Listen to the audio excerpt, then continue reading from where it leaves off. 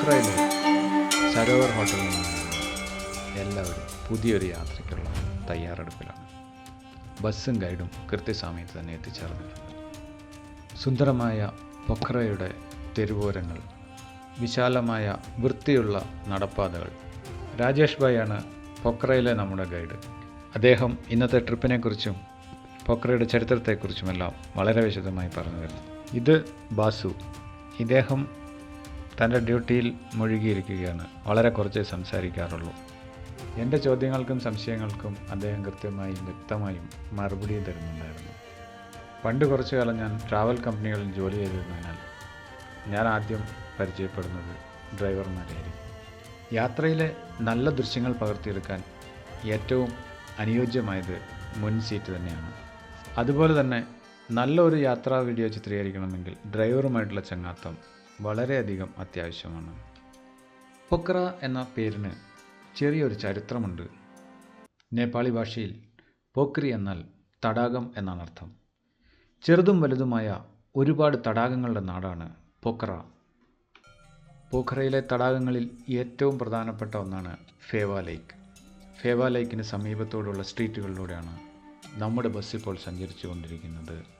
ഫേവ ലേക്ക് കാണുവാനായി നമ്മൾ മറ്റൊരു ദിവസം ഇതേ പ്രദേശത്തേക്ക് വരുന്നുണ്ട്. വിശാലമായ നടപ്പാതകളും സുന്ദരമായ റോഡുകളുടെ ഇരുവശത്തും ധാരാളം സുവനീർ ഷോപ്പുകളും നേപ്പാളി വസ്തുക്കൾ വിൽക്കുന്ന കടകളും നമുക്ക് കാണാം. എല്ലാം സന്ദർശകരെ പ്രതീക്ഷിച്ചിട്ടുള്ളതാണ്. ഇത് ഒരു ടൂറിസ്റ്റ് കേന്ദ്രമാണല്ലോ. പല തെരുവുകളെയും പിന്നിട്ട് ബസ് അതിവേഗം മുന്നോട്ട് പോയിക്കൊണ്ടിരുന്നു. നമ്മളിപ്പോൾ സഞ്ചരിക്കുന്നത് പുന്തിക്കോട് എന്ന് പറഞ്ഞ സ്ഥലത്തേക്കാണ്. സമുദ്രനിരപ്പിൽ നിന്നും 1500 മീറ്റർ ഉയരത്തിൽ പർവ്വതച്ചുവട്ടിൽ സ്ഥിതി ചെയ്യുന്ന ഒരു ശിവപ്രതിമയാണ് ഇവിടുത്തെ പ്രധാന ആകർഷണം. 2021 ഈ ശിവവിഗ്രഹം നിർമ്മിച്ചത്.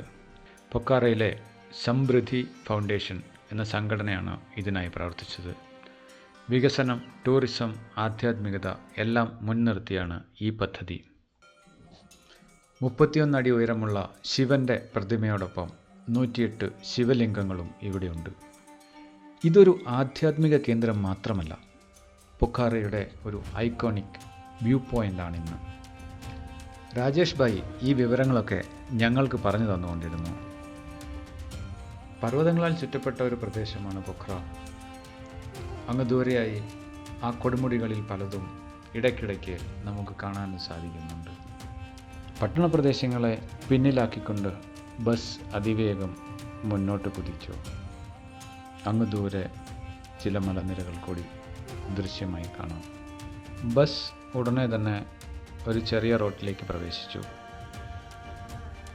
നന്നേ ഇടുങ്ങിയ വഴിയാണ്. കഷ്ടിച്ച് ഒരു വാഹനത്തിന് കടന്നു പോകാനുള്ള വീതി മാത്രം. കുത്തനെയുള്ള കയറ്റമാണ്. വീഡിയോയിൽ അത് എത്രത്തോളം വ്യക്തമാകും എന്നെനിക്കറിയില്ല. ചുറ്റിലും പച്ചപ്പ് മാത്രം. ടാർ ചെയ്ത റോഡ്. ബസ് മുന്നോട്ട് കയറി. പല സ്ഥലങ്ങളിലും ഞെങ്ങി ഞെരുങ്ങി കുത്തനെയുള്ള കയറ്റം. എല്ലാവരുടെയും ജീവൻ ബാസു എന്ന ഡ്രൈവറുടെ കരങ്ങളിലാണല്ലോ എന്ന് ഞാൻ ഓർത്തു. എല്ലാ തടസ്സങ്ങളെയും വളരെ കൂളായി തന്നെ അദ്ദേഹം തൻ്റെ എക്സ്പീരിയൻസ് കൊണ്ട് തരണം ചെയ്ത് മുന്നോട്ട് കുതിച്ചു. വളരെ മനോഹരമായ കാഴ്ചകൾ. ഈ പച്ചനിറം എത്ര കണ്ടാലും നമുക്ക് മതിയാവില്ല. കഠിനമായ കയറ്റങ്ങളും വളവുകളും തിരിവുകളും. ബസ് നന്നേ പണിപ്പെടുന്നുണ്ട്. എന്നിട്ടും ഒരു കൂസലുമില്ലാതെ നമ്മളെയും കൊണ്ട് മുകളിലേക്ക് തന്നെ. ഇപ്പോൾ നമ്മുടെ വലതുവശത്ത് വലിയൊരു കുന്നും ഇടതുവശത്ത് ആകാശവുമാണ്. താഴെ ചിതറിക്കിടക്കുന്ന പൊഖ്ര പട്ടണം. ഇതൊരു മനോഹരമായ കാഴ്ചയാണ്.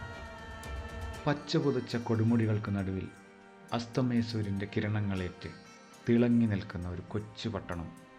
അതാണ് പൊഖ്ര. നമ്മുടെ ഡ്രൈവറായ ബാസു അദ്ദേഹത്തിൻ്റെ ജോലിയിൽ പൂർണ്ണമായി മുഴുകിയിരിക്കുകയാണ്. ചെങ്കുത്തായ കയറ്റം, കൊടും വളവുകൾ. വളരെ എക്സ്പേർട്ടായ ഒരു ഡ്രൈവർക്ക് മാത്രമേ ഇതിലെ വാഹനം ഓടിക്കാൻ സാധിക്കുകയുള്ളൂ. പൊഖ്രയിലെ ജനങ്ങൾ അവരുടെ ഊഷ്മളതയ്ക്കും വിനയത്തിനും പേരുകേട്ടവരാണ്. കാഠ്മണ്ഡുവിനെ അപേക്ഷിച്ച് ഇവിടെ ജീവിതം മന്ദഗതിയിലാണ്. മിക്ക നാട്ടുകാരും ചെറുകിട ബിസിനസ്സുകൾ, കൃഷി, ടൂറിസം സേവനങ്ങൾ, കരകൗശല വസ്തുക്കളുടെ നിർമ്മാണം എന്നിവയിൽ ഏർപ്പെട്ടിരിക്കുന്നു. ചെറുകിട കോഫി ഷോപ്പുകൾ, ഹോം സ്റ്റേകൾ, ട്രെക്കിംഗ് സാധനങ്ങൾ വാടകയ്ക്കും മറ്റും നൽകുന്ന ഷോപ്പുകൾ എന്നിവ നടത്തുന്ന നിരവധി കുടുംബങ്ങൾ സന്ദർശകരെ പുഞ്ചിരിയോടെ സ്വാഗതം ചെയ്യുന്നതായി നിങ്ങൾക്ക് കാണാൻ കഴിയും. പൊഖാറയുടെ സമ്പദ് വ്യവസ്ഥ ടൂറിസത്തെ അടിസ്ഥാനപ്പെടുത്തിയിട്ടുള്ളതാണ്. ഇത് തദ്ദേശവാസികൾക്ക് തൊഴിലവസരങ്ങളും വരുമാനവും നൽകുന്നതിൽ പ്രധാന പങ്കുവഹിക്കുന്നു. ട്രെക്കിംഗ് ഏജൻസികൾ, പാരാഗ്ലൈഡിംഗ് കമ്പനികൾ, ബോട്ട് സർവീസുകൾ, മൗണ്ടൻ വ്യൂ ഹോട്ടലുകൾ എന്നിവയാണ് നഗരത്തിൻ്റെ ഉപജീവന മാർഗത്തിൻ്റെ നട്ടെല്ല്. ടൂറിസത്തിനു പുറമെ ചില തദ്ദേശവാസികൾ കൃഷിയിലൂടെയും വ്യാപാരത്തിലൂടെയും സമ്പാദിക്കുന്നുണ്ടെങ്കിലും പൊഖാറയുടെ വളർന്നു വരുന്ന നഗരവികസനത്തിന് പിന്നിലെ പ്രേരകശക്തി ടൂറിസമാണ്. ചരിത്രപരമായി ഇന്ത്യക്കും ടിബറ്റിനും ഇടയിലുള്ള പഴയ ഉപ്പുപാതയിലെ ഒരു ശാന്തമായ വ്യാപാര കേന്ദ്രമായിരുന്നു പൊഖാറ. 1960-കൾക്ക് ശേഷം റോഡ് കണക്ടിവിറ്റിയും ട്രെക്കിംഗ് പാതകളുടെ വികസനവും ഇതിന് പ്രാധാന്യം നൽകി. അതിനുശേഷം ഇത് ഒരു ആത്മീയ വിനോദ കേന്ദ്രമായി വളർന്നു. ഇന്നും പരമ്പരാഗത വാസ്തുവിദ്യ, ക്ഷേത്രങ്ങൾ, Gurkha memorial museum, international mountain museum തുടങ്ങിയ മ്യൂസിയങ്ങൾ വഴി പൊഖാറ അതിൻ്റെ ചരിത്രം മനോഹരമായി സംരക്ഷിക്കുന്നു. വിനോദസഞ്ചാരമാണ് പൊഖാറയുടെ ജീവരക്തം. താഴ്വരയിലൂടെ പാരാഗ്ലൈഡിംഗ്, സിപ്പ് ലൈനിങ്, ഫേവ തടാകത്തിലെ ബോട്ടിംഗ്, അന്നപൂർണ ബേസ് ക്യാമ്പിലേക്ക് ട്രെക്കിംഗ് എന്നിവയ്ക്കായി സാഹസികത ആഗ്രഹിക്കുന്നവർ ഇവിടെ എത്തുന്നു. ഇനി സമാധാനം തേടുന്നവർ വേൾഡ് പീസ് പഗോഡയിലേക്കും സാരംഗോട്ടിലെ സൂര്യോദയം കാണാനും പോകുന്നു. ഇപ്പോൾ പട്ടികയിൽ ഒരു പുതിയ ആത്മീയ ആകർഷണം കൂടി ചേർത്തിരിക്കുന്നു: ഹുംദിക്കോട്ടയിലെ മഹത്തായ ശിവപ്രതിമ. ഹുംദിക്കോട്ടിലെ ശിവപ്രതിമ നേപ്പാളിലെ ഏറ്റവും ഉയരം കൂടിയ പ്രതിമകളിൽ ഒന്നാണ്. സമാധാനത്തിൻ്റെയും ഭക്തിയുടെയും പ്രതീകമായി അടുത്തിടെ നിർമ്മിച്ച ഇത് തീർത്ഥാടകരെ മാത്രമല്ല, വിനോദസഞ്ചാരികളെയും ഫോട്ടോഗ്രാഫർമാരെയും ആകർഷിക്കുന്നു.